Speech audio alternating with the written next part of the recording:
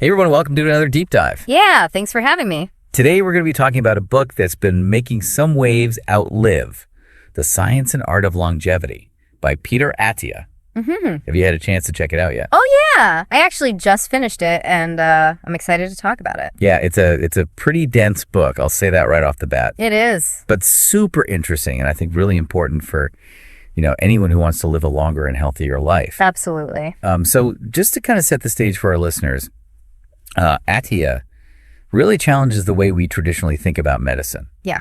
He calls it medicine 2.0. Yeah. Which is basically, waiting until you get sick. Yeah. And then treating the symptom. Right. The wait till you're broken model. Exactly. And he's saying that's not the way to go. Nope. Instead, he's advocating for what he calls medicine 3.0, which is all about preventing those chronic diseases in the first place. Proactively extending our health span. Exactly. And this is where things get really interesting because he lays out a framework for how to actually do that. I love how he uses that analogy of the falling eggs. Oh, yeah. Tell me about that one. So he says, imagine you've got all these eggs falling from the sky and you're trying to catch them before they break. Right. That's medicine 2.0. We're scrambling to treat diseases after they've already developed. Yeah. But medicine 3.0 is about figuring out who's throwing those eggs in the first place and stopping them at the source. That's such a powerful image. Isn't it? It really shifts your perspective from reactive to proactive. Totally. And I think that's what makes Attia's approach so compelling. Absolutely. Yeah. So where do we even begin with this whole medicine 3.0 thing? Well, he starts by identifying what he calls the 4 horsemen of longevity. Okay, 4 horsemen sounds a little ominous. Yeah, it's a little dramatic, but it gets the point across. So who are these horsemen we're talking about? They're the 4 major threats to longevity that he focuses on: heart disease, cancer, Alzheimer's disease, and metabolic dysfunction. Those are some pretty big ones. They are. And what's interesting is he doesn't view them as separate issues. He sees them as interconnected processes that we can actually influence. Okay, so it's not just about tackling each disease individually, but looking at the bigger picture. Exactly. It's about understanding how all these things are linked and how our lifestyle choices can either fuel those horsemen or hold them back. That makes sense. So it's not about feeling overwhelmed by these big, scary diseases. Right. But about empowering ourselves to take control of our health. Exactly. And one of the most surprising things he points out is that heart disease should actually be incredibly rare. Wait, really? Yeah, he calls it the orphan disease that shouldn't be. Why is that? Because we know so much about how to prevent it. So we have the knowledge. We do. But we're not applying it effectively. Sadly, that's often the case. So how do we bridge that gap? Well, that's where Attia's book comes in. Right. He's providing us with the tools and the knowledge to shift from medicine 2.0 to medicine 3.0. That's so important because, knowledge is power. Absolutely. But it's useless if we don't know how to use it. I agree. So let's dive into some of those practical strategies, starting with something everyone can relate to: diet. All right, let's talk food. What's Attia's take on finding the perfect way to eat? He actually says there isn't one. Oh, really? Yeah, he completely debunks the idea of fad diets and this one-size-fits-all approach to nutrition. Okay, so no magic bullet. Nope. It's about personalization. Exactly. He believes that everyone's metabolism is different and what works for one person might not work for another. So how do you even figure out what works for you? Well, he breaks it down into 4 key areas that he calls nutritional levers: alcohol, carbs, protein, and fat. Okay, nutritional levers. I like that. Yeah, it's a good way to think about it because it's not about eliminating any one thing entirely. It's about adjusting those levers to find the right balance for your individual needs. And how do you do that? Well, he's a big proponent of using something called continuous glucose monitoring, or CGM. Oh, yeah, I've heard of that. It's a device you wear that tracks your blood sugar levels in real time. So you can see how different foods affect you personally. Exactly. It takes all the guesswork out of it. That's amazing. It is. So no more relying on generic dietary advice. Nope. It's about getting that personalized data. And using it to make informed choices about what you eat. Okay, so we're starting to get a sense of how Attia's approach is different. Yeah, he's really challenging the status quo. And empowering us to take a more proactive role in our health. Exactly. So we've got a taste of the medicine 3.0 philosophy and a little bit about nutrition, but there's so much more to explore in Outlive. Oh yeah, we've only just scratched the surface. So stay tuned, folks, because in the next part of our deep dive, we'll be delving into exercise, sleep, and even emotional health. Can't wait. All right, so let's talk exercise. Okay. Now, I know for some people that might elicit a groan, Yeah, but Attia's approach is actually really refreshing. I agree. And it's not what you'd expect. Like, go hit the gym for an hour every day. Right, it's not about that cookie cutter approach. Exactly. He really emphasizes finding activities you genuinely enjoy, which I love. He even has this concept called the centenarian decathlon. Yeah, that's a great one. Tell me about that. So basically, it's about thinking about what you want to be able to do when you're 100 years old Okay, and then working backwards from there. I see. So like, let's say you want to be dancing salsa in your 90s. All right, I'm in. Well, then you should start incorporating some dance classes into your routine now. That's so smart. It is, right? It's about training for the life you want to live. Exactly. Not just exercising for the sake of exercising. And he emphasizes that you don't have to be like a marathon runner or a power lifter. Yeah. It's about finding what works for you and your body. And within that framework, he does highlight a few key types of exercise. Yeah, like what? One that stood out to me was Zone 2 training. Oh, yeah, that's a good one. Have you heard of that? Sort of break it down for me. So basically, it's exercising at a moderate intensity. But the key is that it boosts your mitochondrial health. Now, remind me again, what are mitochondria? They're like the little powerhouses inside your cells. Right. They're responsible for producing energy. Oh, okay.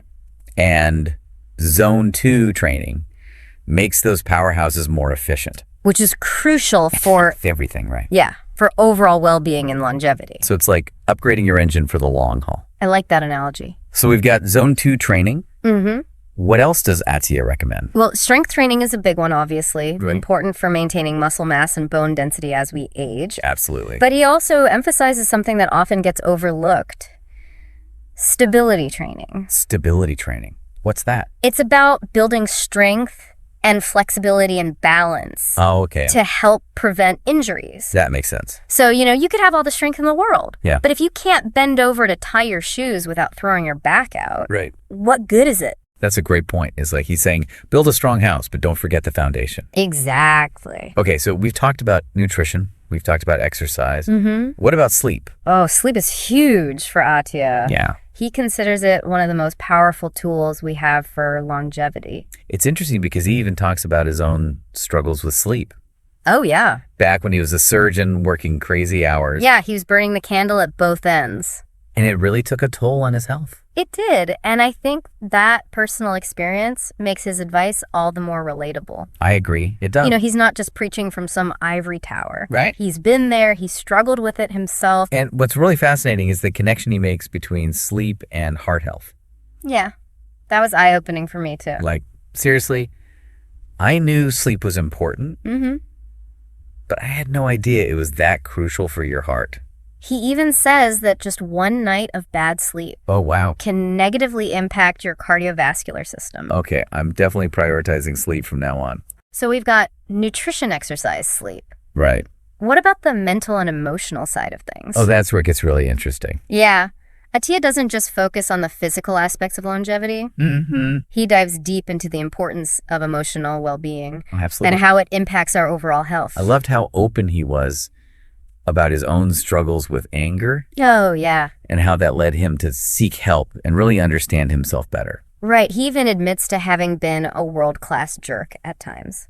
It's pretty humbling coming from someone who's accomplished so much. It is, and I think it makes his message all the more powerful. Absolutely. Because it comes from a place of personal experience. Yeah, exactly. It reminds us that he's not just some superhuman health guru. Right. He's a real person who's faced real challenges.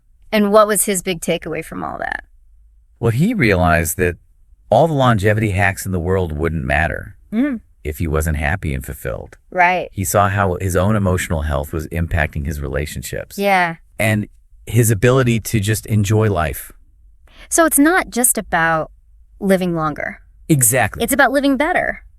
And one of the key things he realized is that longevity is meaningless if your relationships are suffering. That's so true. You could live to be 100. Yeah. But if you're surrounded by conflict and negativity, what's the point? Exactly. And that brings us to one of the most profound concepts in the book. Okay, what's that? The idea that we age when we stop thinking about the future. That's interesting. Isn't it? So it's not just about the physical decline. Right. It's about losing that sense of purpose and possibility. Exactly. And Attia reminds us that it's never too late to start dreaming, exploring, and setting goals for the future. I love that. Right. It's like he's saying, don't let your age define you. Keep that youthful spirit alive. Exactly. Okay, so we've covered a lot of ground here. We have. From nutrition to exercise to sleep to emotional well-being. It's all connected. It is, and it all plays a role in this bigger picture of longevity. Now, are you ready to tackle those 4 horsemen head on?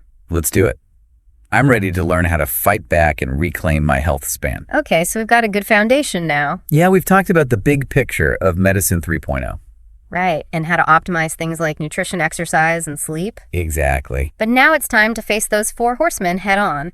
All right, let's do it. Let's start with heart disease, since Attia says that's the one we have the most control over. Exactly, and I think one of the biggest misconceptions he tackles is that it's all about lowering cholesterol. Oh, really? I thought that was like the golden rule of heart health. Well, it's not that simple. He dives deep into the science and says it's actually about lowering the number of LDL particles. LDL particle. Yeah, those tiny little troublemakers that can clog up your arteries. So it's not just about the overall amount of cholesterol, but the amount of these specific harmful particles. Exactly. It's like this, imagine a highway. Okay. You could have a few big trucks driving slowly, or you could have a ton of little cars all jammed up, causing a traffic jam. Oh, I see. The traffic jam is the problem.